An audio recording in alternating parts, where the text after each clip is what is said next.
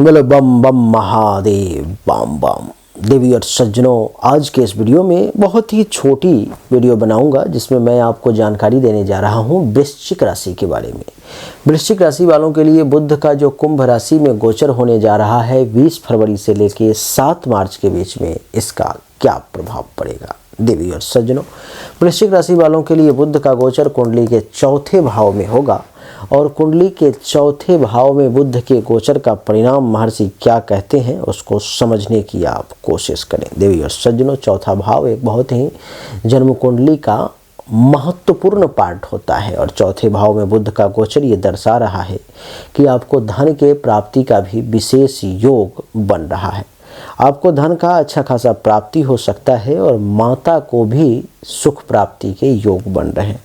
कहीं न कहीं से आपके पास में मोटा पैसा हाथ लग सकता है। आपकी माता अगर आपके विरोध में भी है तो इस समय में वो आपके फेवर में आ जाएंगे और आपको मदद करने का प्रयास करेंगे। देवी और सज्जनों, मैं आपको बता दूं कि जमीन जायदाद में भी वृद्धि के योग बन रहे हैं। इस समय में आप कुछ ज़मीन वगैरह खरीदने का प्लानिंग कर सकते हैं अथवा पहले से जो ज़मीन आपके हाथों से बेकब्जा हो गया था, जो आपके हाथों में नहीं था, वो ज़मीन अब आपके हाथों में भी आ सकता है। यानी कि ज़मीन जायदाद में वृद्धि के भी योग हैं, कुछ खरीद भी सकते हैं। अच्छे विद्वानों तथा अच्छे व्यक्ति से तथा उच्च पदस्थ लोगों से मुलाकात और मित्रता के योग वृश्चिक राशि वालों के लिए बन रहे हैं। आपको अच्छे लोगों से मुलाकात भी होगी, जो हाई लेवल पे लोग हैं उनसे भी मुलाकात होगी, जो अच्छे पुरुष हैं, जो विद्वान हैं, जो ज्ञानी हैं, संत हैं, ऐसे लोगों से मुलाकात ही नहीं उनसे मित्रता का भी योग है, उनके सहयोग भी आपको प्राप्त होंगे। देवी और सज्जनों, इस समय में घरेलू जीवन भी आपका बहुत अच्छा और सुखमय रहेगा। बहुत ही सुखद समय ये आपका व्यतीत होगा। कुंडली के चौथे भाव में देवी और सज्जनों बुध बैठे हुए हैं और कुंडली के चौथे भाव में बुध के बैठने के कारण आप इस समय में समाज में पंडित के तौर पे जाने जाएंगे। और पंडित का अर्थ ये नहीं कि पूजा कराने वाला, पंडित का अर्थ है ज्ञानी, विद्वान, जो जानने वाला है चीज़ों को।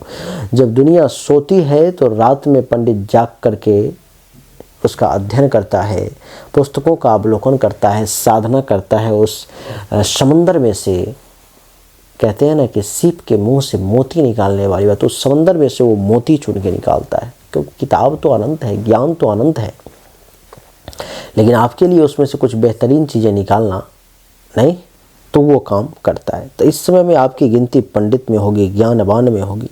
भाग्य का भी वृश्चिक राशि वालों को खूब साथ मिलेगा। भाग्य भरोसे आप देखेंगे कि बहुत सारा काम अपने आप होता हुआ चला जा रहा है। कहते हैं कि भाग्य का जब साथ मिलता है, कहते हैं कि अल्लाह मेहरबान तो गधा पहलवान। यानी कि अल्लाह की जब इच्छा होती है, ऊपर वाला ईश्वर जब साथ में होता है तो क्या होता है कि जो बेवकूफ़ से बेवकूफ़ व्यक्ति है, जिसके पास में कोई ज्ञान नहीं, कुछ नहीं, वो व्यक्ति भी जो है अपने आप देखेंगे आप जो तेज है, जो होशियार है, वो पीछे रह गया और बेवकूफ़ जो था वो आगे निकलता चला गया। ऐसा आपके साथ भी हुआ होगा, आपने भी अनुभव किया होगा कि आपसे जो बेवकूफ़ होंगे, आपसे जो ज्ञानी नहीं होंगे, कमज़ोर होंगे, वो लोग खूब आगे निकलते जा रहे हैं और जो आप ज्ञानी हैं, जो आप ज्ञानवान हैं, वो पीछे होते जा रहे हैं। तो देवी और सज्जनों, आपकी जानकारी के लिए बता दूँ कि भाग्य का इस समय में आपको वृश्चिक राशि वाले खूब साथ मिलने वाला है।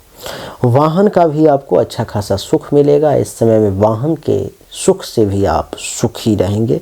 विभिन्न प्रकार का वाहन, गाड़ी चढ़ने का आपको मौका मिलेगा। दान पुण्य करने का अवसर भी आपको खूब प्राप्त होगा। इस समय में आप एक दानी व्यक्ति के तौर पर में जाने जाएंगे। दान पुण्य करने का अवसर मिलेगा। स्थूल देही शरीर जो है सो आपका स्थूल हो सकता है, भारी हो सकता है, कमज़ोर पड़ सकता है, जिसके कारण से इस समय में इधर उधर हिलने डोलने तो आलस से आपको घेरने का प्रयास कर सकता है। इस समय में आप थोड़े से जो है सो संगीत की तरफ आपका रुझान भी हो सकता है और आपके अंदर उदारता की भावना आ सकती है। कोई अगर आपसे कुछ मांगने के लिए आता है, कोई अगर कुछ कहने के लिए आता है तो आप ना नहीं कर पाएंगे। कहते हैं, कबीर दास का एक दोहा है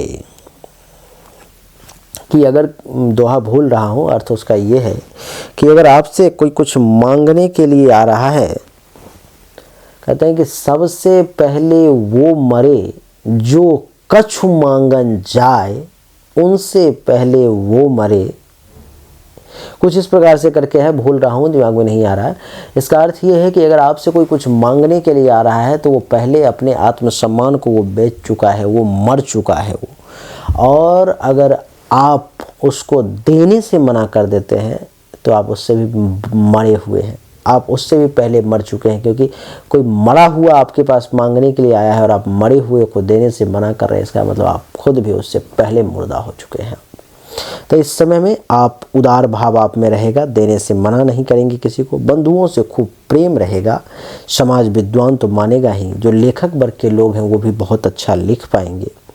इस समय में नीतिज्ञ बने रहेंगे, नीति का अच्छा खासा ज्ञान होगा और नीतिवान जिसको कहते हैं ना, वो की उपाधि, वो की पदवी जो है सो आपको मिल सकती है। बुध की जो सप्तम दृष्टि है वो कुंडली के 10वें भाव पर में है और 10वें भाव पर में सप्तम दृष्टि पड़ने के कारण आप राजमान्य कहलाएंगे, यानी कि राजा महाराजा तो अब रहे नहीं, तो जो हायर क्लास के लोग हैं, हायर ग्रेड के लोग हैं, वो आपको खूब मान सम्मान देंगे।